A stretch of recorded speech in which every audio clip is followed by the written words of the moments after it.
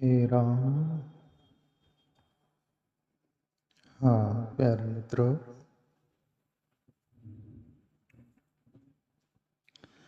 सत्संग लेंगे अपन संत सूरदास के पद पर।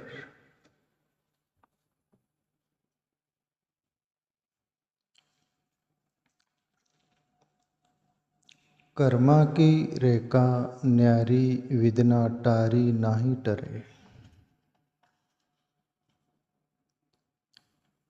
कबीर का भी एक पद है इस अंदाज में, कबीर साहब का।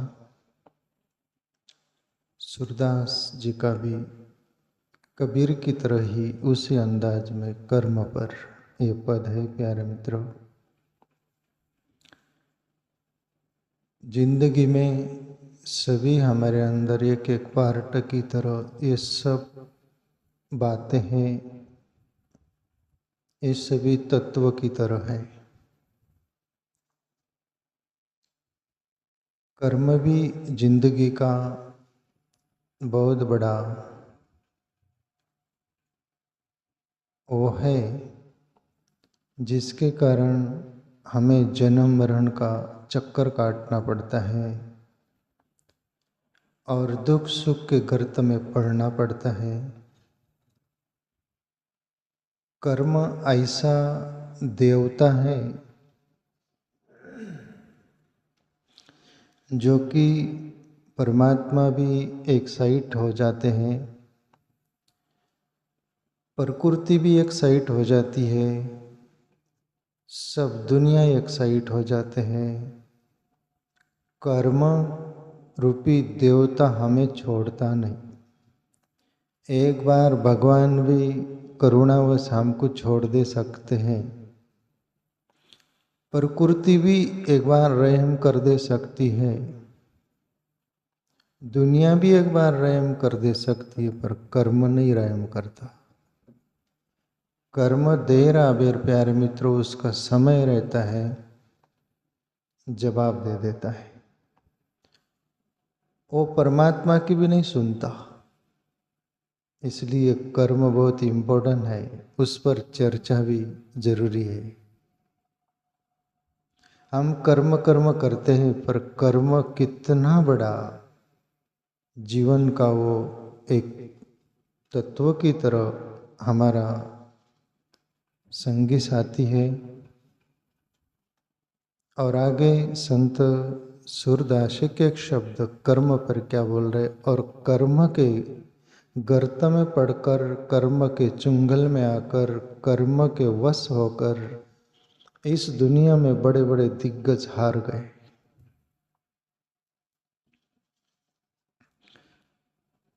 कर्म की रेखा न्यारी विदना टारी नहीं टरे।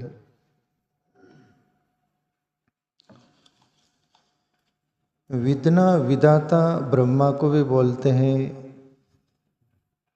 देवता की तरफ विदाता यानी वो कर्म का लेखा जोखा उसका फल देने वाला, उसको बोलते विदना विदाता। कर्मा की रेखा न्यारी विदना टारी नहीं टरे। कर्म का लेखा जोखा यदि टालने का, इधर उधर करने का होता ना, तो रिश्वत दुनिया में सबसे नंबर 1 पर चलती। रिश्वत हर बात की चलती, पर कर्म का इधर उधर कर देने का, उलट सुलट, तो वो बहुत बड़ी रिश्वत होती दुनिया में। पर परमात्मा की रचना कितनी गजब की है, उसको आप डाइवर्ट नहीं कर सकते। परमात्मा का वो इतना नेम तताता है, उसको कोई बदल नहीं सकता।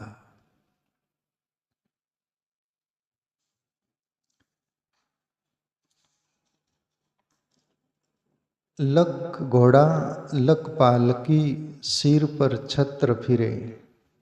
हरिचंद्र सतवादी राजा, निच घर नीर भरे। कर्मा की रेखा न्यारी विदना टारी नहीं टरे।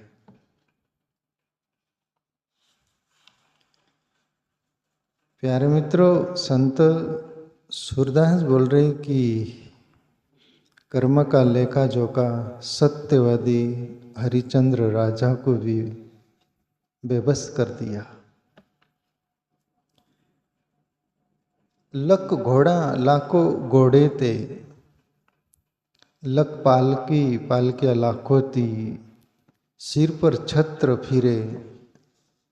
राजा बनकर एक दिन हरिचंद्र छत्र के नीचे था जीवन, और वो ही राजा हरिचंद्र सत्यवादी राजा निच घर नीर भरे।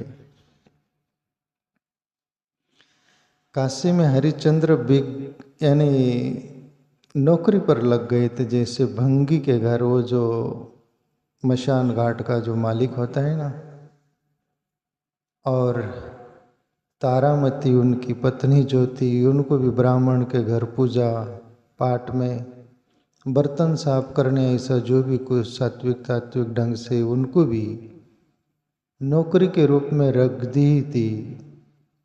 रोहिदास नाम का एक बैठा था और पुल तोड़ने जाता ब्राह्मण के वहाँ, उसकी भी मृत्यु हो गई थी। आपको मालूम है ये बातें, पर ये घटना क्यों घटी थी ये भी शायद मालूम होगा आपको।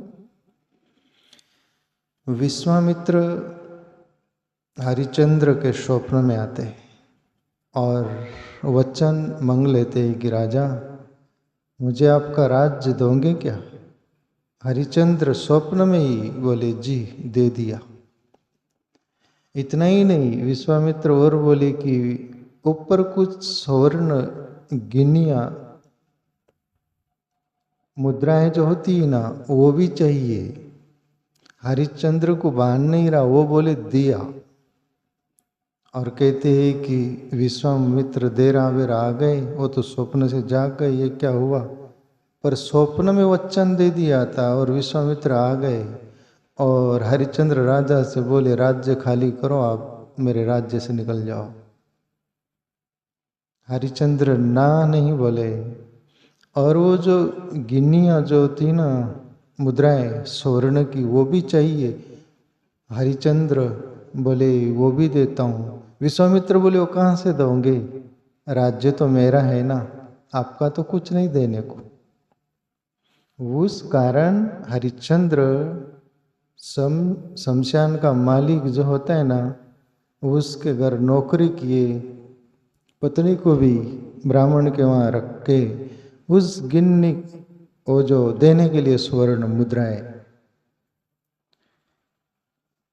सूरदास बोल रहे कि कर्म की लेखा जोखा जो है, कर्म की बात जो है ना, बोले हरिश्चंद्र जैसे सत्यवादी राजा को भी नहीं छोड़ी तो तुम अपन क्या हो। कर्म अटल फल देने वाला दाता ऐसा है, सटीक, भला हो कि बुरा हो। तो प्यारे मित्रों, अपन कर्म पर काफी अपन सब ख्याल देना चाहिए।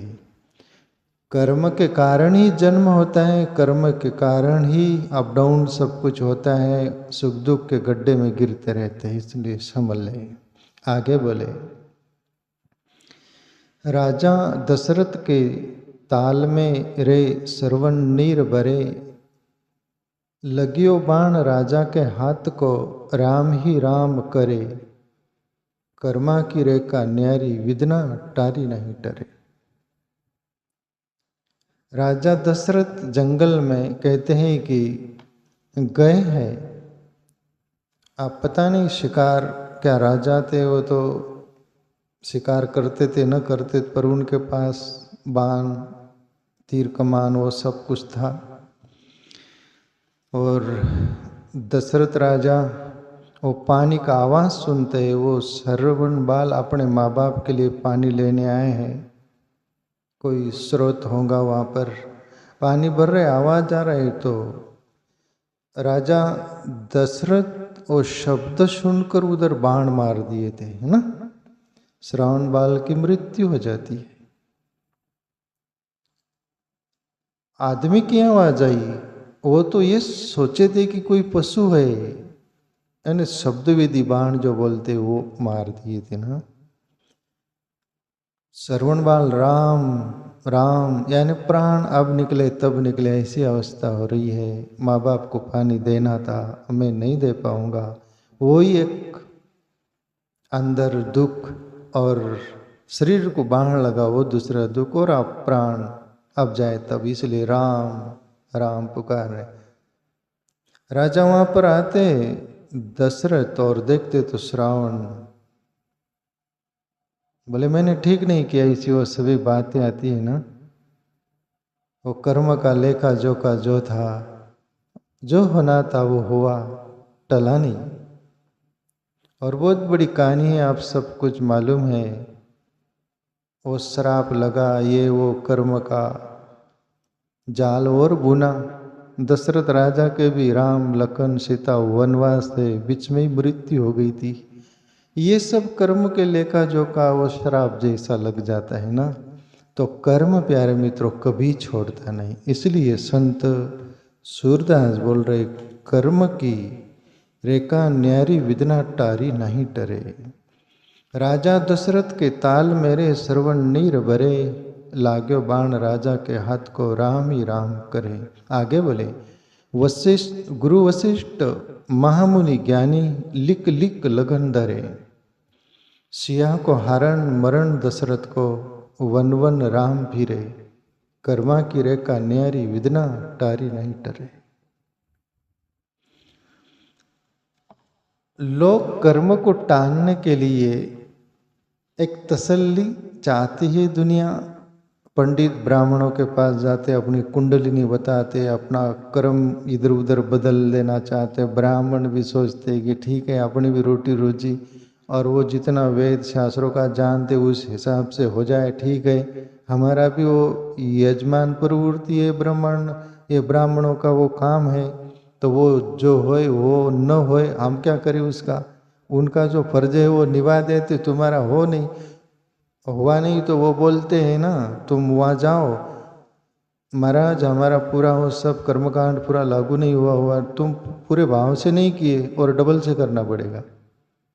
उनका एक भाव रहता है जिस उसका जो भी कुछ है, पर कर्म तुम बदलना चाहो, कर्म कांड से बोलो कि तुम पैसे देकर तुम्हारा सब कुंडलिनी जो बनी हुई है तुम्हारी कर्मों की, उसको बदलना चाहो।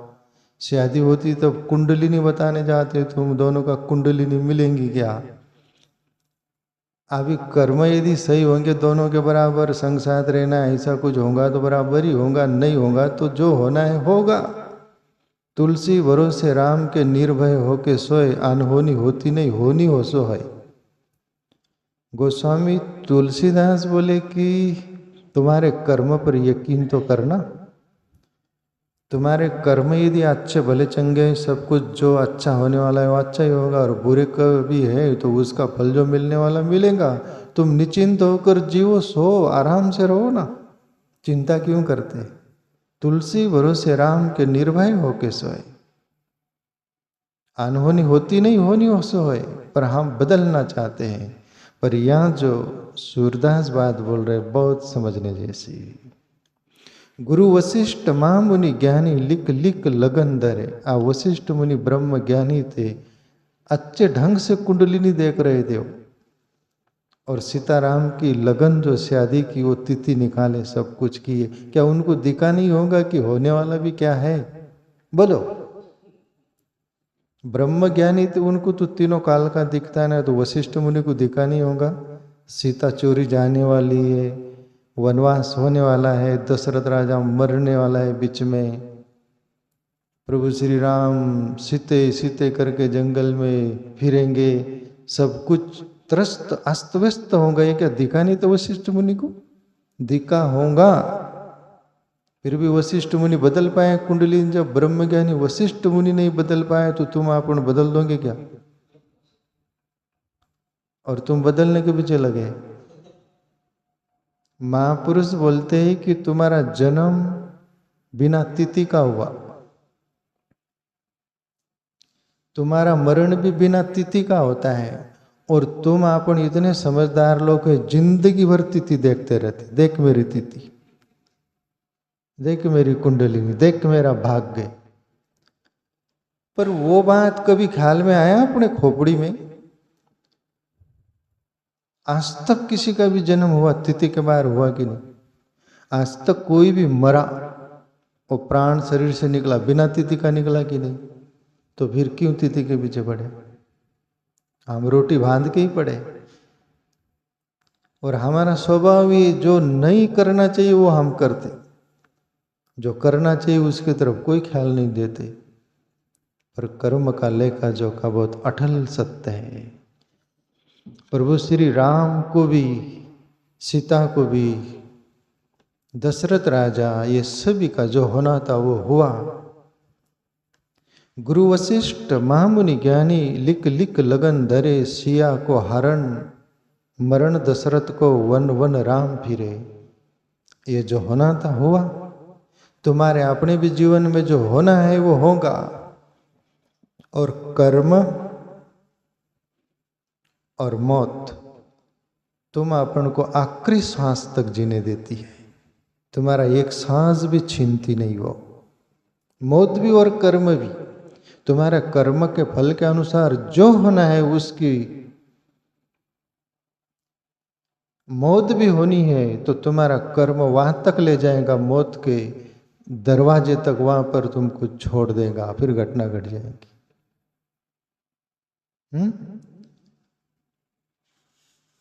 तो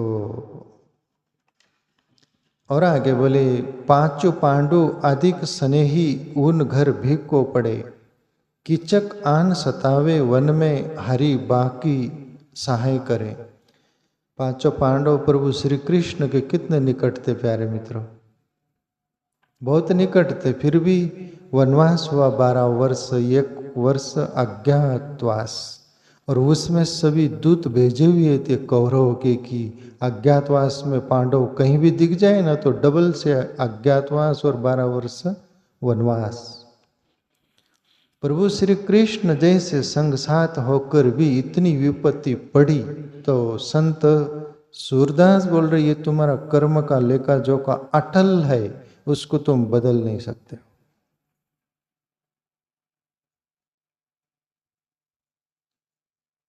जो है वो होगा ही।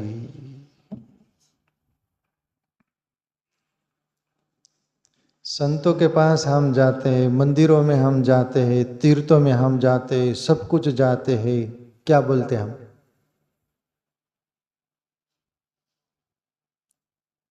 भूल चूक सब माफ कर देना, हमारे भले बुरे कर्म सब क्षमा कर देना। नदी गंगा हो, तीर्थ यात्रा हो, उसमें नहाते तब सब धो डालना।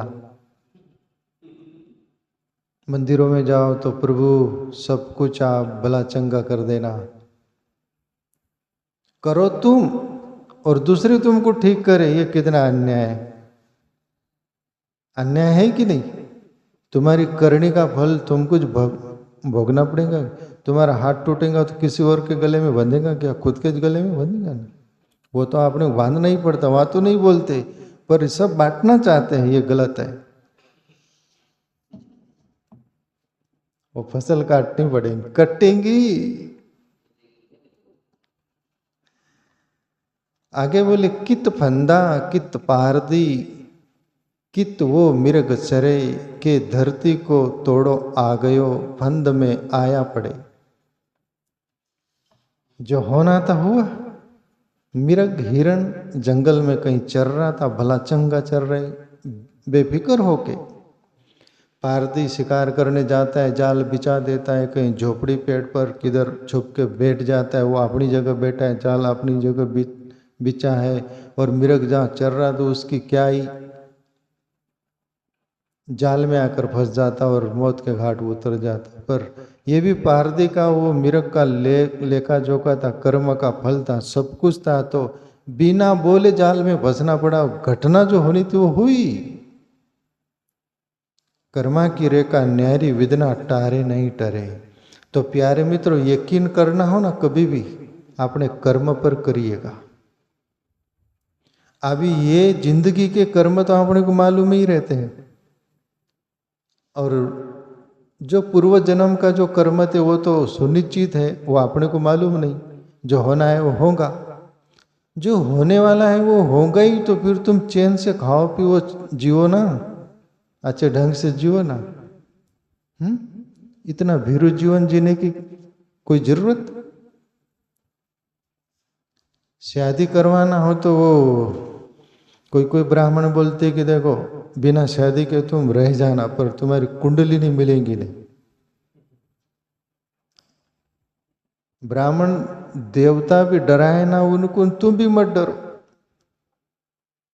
अपने कर्म पर यकीन करो।